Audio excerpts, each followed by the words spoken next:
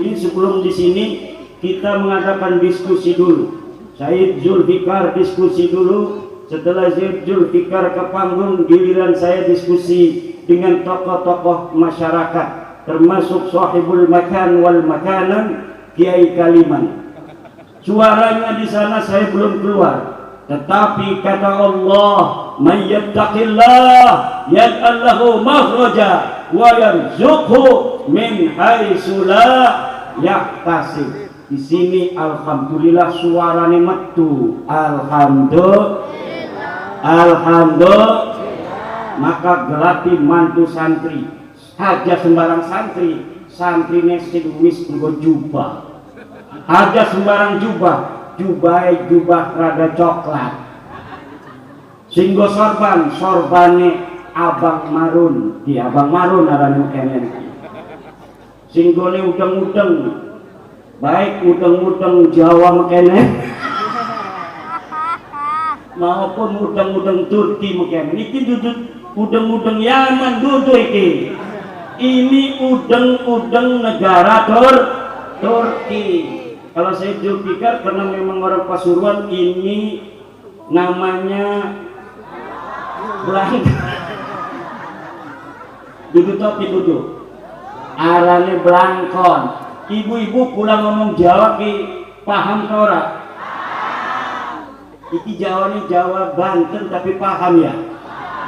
Jere wong tua-tua asale masih Banyumas kayane cek. Ngomongnya pada ngapa kek? Wong Kresek, Tenara, Tirtayasa ngomongnya ngapa? Wong Serang, Ranaka iku raja mingkem. Apa jadi apa jadi makanya ning Serang laka Ramayana laka tentara anane Ramayana karo tentara. Sejarahnya katanya orang-orang di kampung saya di Banten Utara dari mulai Mauk, Ronjo, Kresek, Tanara, Tirtayasa, Pontang sampai ke Kesultanan Banten itu dari pasukan Demak dan Cirebon.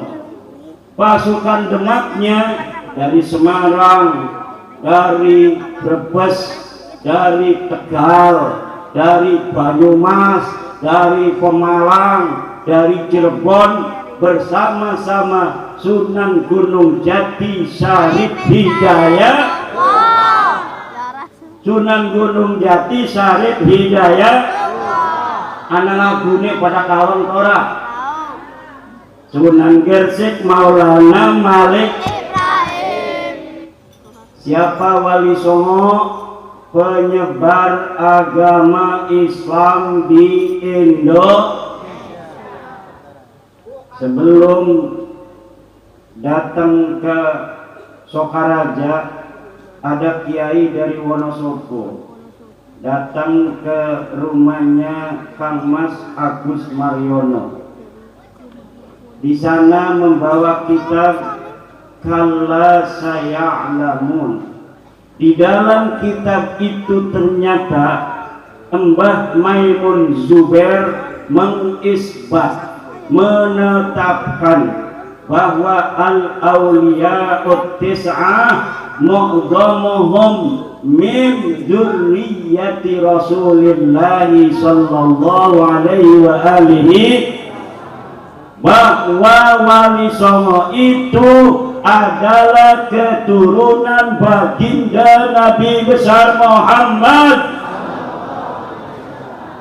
Keterangan Mbah Mun itu ada di kitab Kalla Saya'lamun ketika menafsiri Inna a'tainakal kautsar fashalli li rabbika wan inna syani'aka huwal. Bahwa kata Mbah Mun, para penyebar agama Islam di dunia, wabil khusus di Indonesia ini, adalah kebanyakan mereka adalah keturunan baginda Nabi besar Muhammad. seperti di tanah Indonesia. Yang pertama namanya Maulana Malik Ibrahim, kemudian Sunan Ampel Rahmatullah, kemudian Sunan Giring, Sunan Bonang, Sunan Kudus, Sunan Derajat, Sunan Muria, Sunan Kalijogo, Sunan Gunung Jati, Syarif Hidayatullah. Iku doang kita mau bisa nyanyi itu. Sunan Gunung Jati, Syarif Hidayatullah. Teger ngedeleng penyanyi nih. Teger ngedeleng penyanyi nih, alhamdulillah. Tapi ternyata zaman sekarang ini ada upaya pembelokan dari para orang-orang yang tidak bertanggung jawab, bahwa yang menyebarkan agama Islam di Indonesia katanya bukan Wali Songo, tetapi adalah orang-orang klan Bahlawi dari Yaman. Ini adalah upaya pembelokan sejarah secara sistematis yang tidak mempunyai dasar, tidak mempunyai dalil. Untuk apa mereka kemudian membelokkan sejarah? Karena mereka ingin hari ini orang-orang yang dinisbatkan kepada orang-orang yang dulu berperan dalam kesejarahan itu mendapatkan bagian-bagian penghormatan dan privilege dari apa-apa yang mereka klaim sebagai pahlawan, yang mereka klaim sebagai bagian daripada leluhurnya, padahal tidak terkonfirmasi oleh data apapun bahwa leluhur mereka adalah para pejuang. Tidak ada, bahkan leluhur mereka ada data sejarahnya di Leiden. Saya pernah ke Leiden, Belanda, bahwa mereka adalah leluhurnya orang-orang yang bekerja sama dengan Belanda. Bahkan ketika Ratu Wilhelmina ulang tahun, mereka mengadakan selamatan, mereka mengadakan pesta. Ulamanya membuat doa-doa suci untuk Ratu Belanda, mendoakan agar Ratu Belanda ini umurnya panjang, kerajaannya bisa terus langgeng, menjajah negara kitanya bisa terus dilanjutkan. Inilah yang terjadi. Leluhur-leluhur kita, orang-orang Banten, sudah mulai mengusir Cornelis de Houtman pada abad ke-16.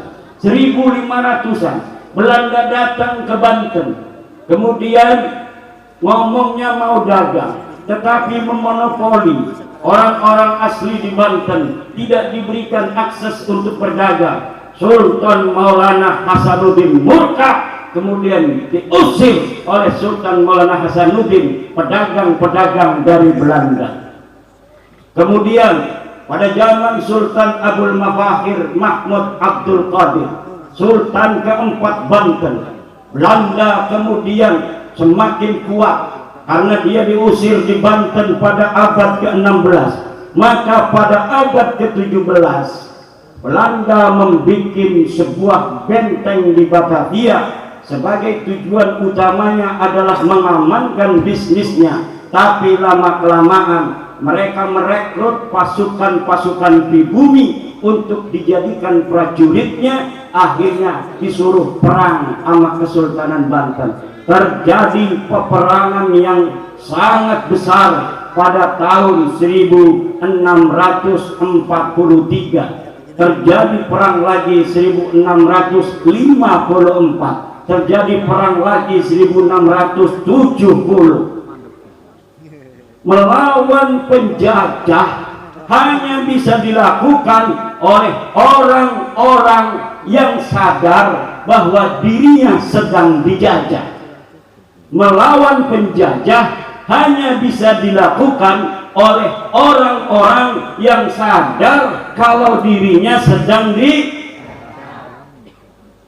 Coba Dulu kalaulah bangsa Indonesia yang banyak itu, yang Belanda itu orang-orang Eropa, jumlah seluruhnya tidak akan lebih daripada 5.000 orang. Belanda yang ada di Indonesia dengan seluruh tentaranya yang tersebar di seluruh Nusantara tidak lebih dari 5.000 orang. Sementara lelaki-lelaki Nusantara jumlahnya jutaan pada tahun 1600-an, jutaan pada tahun 1700-an. Tapi kenapa Belanda yang hanya jumlahnya 5.000 orang itu tidak bisa diusir dari negeri kita selama 350 tahun, saudara? Karena kebanyakan yang dagang, dia merasa masih bisa dagang, tidak merasa terjajah. Dirinya yang jadi petani, dia bisa bertani walaupun ada Belanda yang jadi pemimpin, dia tidak merasa dijajah. Orang yang bisnis, orang yang jadi antek-antek company, mereka merasa nyaman dengan penjajahan yang dilakukan oleh company.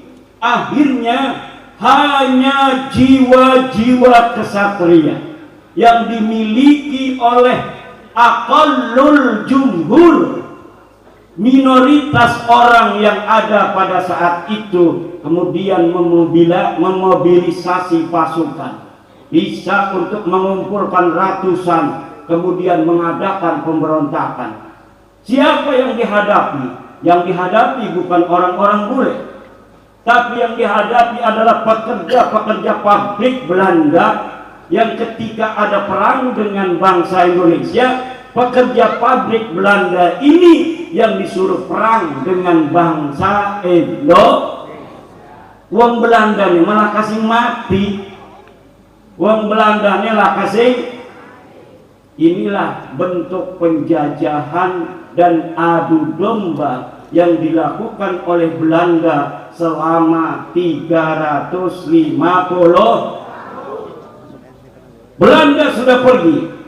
Belanda wis lunga. Belanda wis lunga. Wong Jawa masih tetap ada. Bahkan di Indonesia saat ini, ibu-ibu, penduduknya berapa? 270 juta. Berapa penduduk kita? 270 juta. 270 juta penduduk Indonesia. Mayoritas Islam hampir 90%. Mayoritas Islam hampir 90%. Dari 90% Islam ini yang ngerasa NU 56%. NU-nya berapa? 56. Maka hitungan saya, bukan hitungan ketum PBNU, itu ada sekitar 130 juta umat Islam di Indonesia mengaku dirinya NU. Hitungan ketum beda lagi. Kata ketum Gus Yahya bahwa orang Indonesia yang merasa dirinya NU menurut survei yang dilakukan oleh Al-Falanisat sekitar 160 juta uang. Berapa? 160 juta. Kata saya, ketum ini ngitungnya dari mana? Apakah ngitung ada hasil survei yang lebih dari 53%? Atau ngitungnya dari seluruh penduduk Indonesia? Kalau saya cara ngitungnya, jumlah muslim dulu berapa? 90% kurang lebih, 89, 88, 87. Kemudian dari 87 atau 80% ini ditarik, yaitu 53%-nya adalah mengaku menurut survei NU. Hitungan saya 130 juta orang Indonesia yang muslim mengaku dirinya hitung kayaknya survei hitung ibu-ibuku Muslimat Sokaraja, tanah yang bersejarah bagi NU. Banyak sejarah-sejarah NU diadakan di Sokaraja. Maka kalaulah NU di Sokaraja tidak jalan, bansere lembek-lembek kayak mangan tape, iku bisa ngisin-ngisinaken Mbah Hasyim Asy'ari. Mbah Hasyim Asy'ari, Mbah Wahab Hasbullah pernah menginjakkan kakinya di tanah Banyumas ini, saudara. Maka kebangkitan NU, kesadaran keindonesiaan, kesadaran ke-NU-an tidaklah terlalu muluk kalau berawal dan berasas di Banyumas, terutama di Sokaraja. Kalau Banyumas NU-nya sudah berteriak, insya Allah seluruh Indonesia NU-nya berteriak. Tanah Sokaraja ini tanah bersejarah bagi Nahdlatul. Makanya tadi bansornya tegak-tegak karena wis pada diklatsar. Saya ikut diklatsar di Pondok Pesantren As-Siddiqiyah. Saya bangga menggunakan baju banser karena guru saya Buya Muhtadi kalau di rumah seringnya pakai baju baju ansor, kadang gini baju ansor kan. Jarang Buya Muhtadi menggok. Tetapi kalau baju banser saya sering melihat Buya Muhtadi menggunakan baju yang biasa dipakai oleh ini bukti bahwa guru kita yang mulia Buya Muhtadi bin Buya Dimyati mencintai banser. Mencintai siapa orang, kata Mbah Hasyim Asy'ari, mau ngurusin NU maka dia akan aku anggap sebagai santriku. Siapa orang yang sudah aku anggap sebagai santriku, maka dia akan aku doakan husnul khotimah dia dan keluarganya. Amin. Kata Mbah Ridwan Abdullah, orang yang mau ngurusin NU jangan takut tidak makan. Orang yang mau ngurusi NU jangan takut tidak makan. Kalau sampai dia ngurusi NU lalu tidak makan, komplain padaku. Kalau aku sudah mati, datang ke batu nisanku, tagih kepada batu nisanku. Allahu Akbar. Kata Mbah Wahab Hasbullah, pendiri Nahdlatul Ulama, NU ini ibarat meriam, senjata meriam. Meriam betulan, bukan meriam Belina. Tetapi banyak orang yang menganggap NU ini seperti gelugu. Lalu warga NU-nya menganggap juga NU hanya sebagai gelugu, tidak seperti meriam. Akhirnya NU kekuatan besar itu orang disulet-sulet. Meriamnya orang disulet-sulet karena darah di gelugu kelapa. Akhirnya tidak bermanfaat. Tapi sekarang Banser, Ansor, Ibnu, IPPNU, anak-anak kita harus diperkenalkan sejak dini tentang ke-NU-an, tentang aswaja an-nahdiyah. Aswaja apa? Aswaja kita ini aswaja an-nahdiyah. Orang ngaku aswaja macam-macam. Lihat di dalam ADART mereka. Orang Wahabi ngaku aswaja, betul? Ngakunya saya orang aswaja. Kabid ngaku aswaja.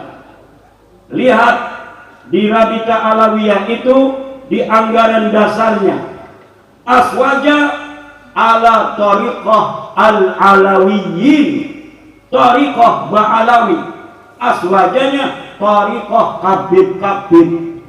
Tapi Nahdlatul Ulama tariqahnya adalah aswaja ahlus sunnah wal jamaah, asy'ariyah dan al-maturidiyah, sesuai dengan apa yang telah digariskan oleh ulama-ulama mutaqaddimin, bahwa kata Imam Baihaqi, idza utliqa ahlus sunnati wal jamaati fal muradu bihim al asy'ariyatu wal maturidiyatu, bahwa apabila dimutlakkan kalimah ahli sunnah wal jamaah, maka yang dimaksud adalah ahlu sunnah wal jamaah asy'ariyah dan ahlu sunnah wal jamaah maturidiyah.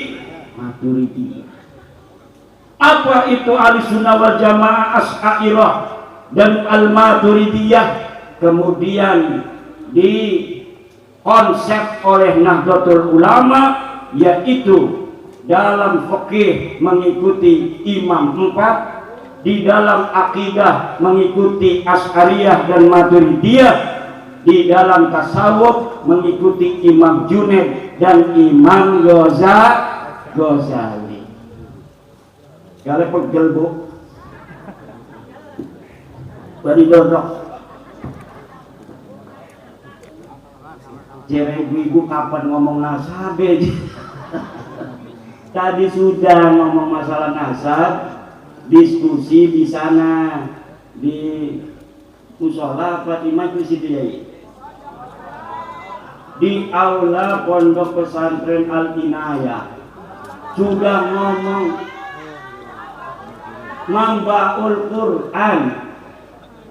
Itu Al Inayah madrasah Al Inayah. Iya betul.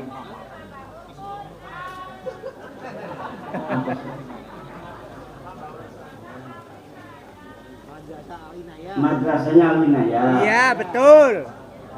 Pesantrennya Mambaul Quran. Kiainya Kiai Kaliman. Ibu bapak hadirin ma'asyiral muslimin rahimakumullah. Kalau ada yang tanya masalah nasab, nanya aja nanti sama Kiai Kaliman udah paham. Bahwa yang pertama, kalau ada orang yang ngaku-ngaku turunan Nabi, pertama harus tanya hasil tes DNA-nya mana. Saya cucunya Nabi, mana tes DNA-nya? Betul? Betul. Kalau cucunya Nabi, tes DNA-nya hasilnya G1. Kalau bukan cucu Nabi, G. Kalau hasilnya G itu jangankan dia cucu Nabi, orang Arab aja bukan. Habib-habibkah sing aku cucu Nabi sudah dites DNA bu. Saudara-saudaranya di Yaman 180 orang, ake-akeanane haplogrup G gatel. Lamun putune Nabi haplogrup J Joni Jaya. Yang kedua, tanyakan mana buktinya menurut ilmu nasab dan ilmu sejarah. Saya sudah meneliti bu, para kabib-kabib Baklawi yang ngaku putune Nabi, itu saya teliti dalam kitab-kitab nasab mulai abad ke-4, 5, 6, 7, 8, 9, terbukti dengan pasti bahwa mereka bukanlah keturunan baginda Nabi besar Muhammad sallallahu alaihi wasallam. Dan wajib bagi siapa saja yang tahu untuk memberitahu orang lain. Wajib bagi siapa saja yang tahu untuk tidak mengakui mereka sebagai turun Nabi. Haram hukumnya ngakui duduk putune Nabi sebagai putune Kanjeng Nabi. Bu ya, paham? Itulah kesimpulannya. Karena benar-benar kula niki sampun ngeliang-liang, kula akhiri niki Kiai ngenda pangapurane ngenda ridone nggih. Mudah-mudahan pertemuan kita malam ini membawa barokah. barokah kangge pondok pesantren Mambaul Quran. Santrine dari seluruh penjuru dunia datang ke Sukaraja di pondok pesantren Mambaul Quran, sehingga NU-ne jadi besar mani seperti kesejarahannya di masa lalu. Amin. Karena kalau kita melupakan sejarah, akhirnya kita tidak semangat di dalam mencari jati diri kita. Betul? Cara dulu penjajah menjadikan bangsa itu sebagai daerah jajahan, satu dengan memisahkan bangsa itu dari sejarahnya. Bagaimana caranya? Jati diri bangsa itu dikecilkan. Sejarahnya di masa lalu sebagai orang-orang besar yang bisa membangun Borobudur, bisa membangun Prambanan, bisa membangun Rorojongrang, itu dihapuskan. Tapi alhamdulillah akhirnya karena batu orang bisa ajur ke pendak mani, Borobudur ke pendak man. Dan kita sekarang tahu bahwa leluhur kita di masa lalu ratusan tahun yang silam adalah orang-orang yang berperadaban tinggi.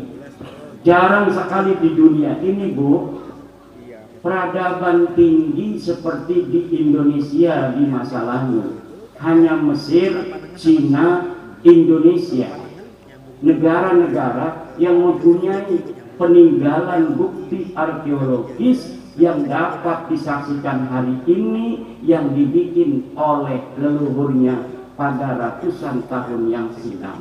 Salah satu negara yang mempunyai itu adalah Indonesia. Maka kita harus berbangga jadi bangsa Indonesia.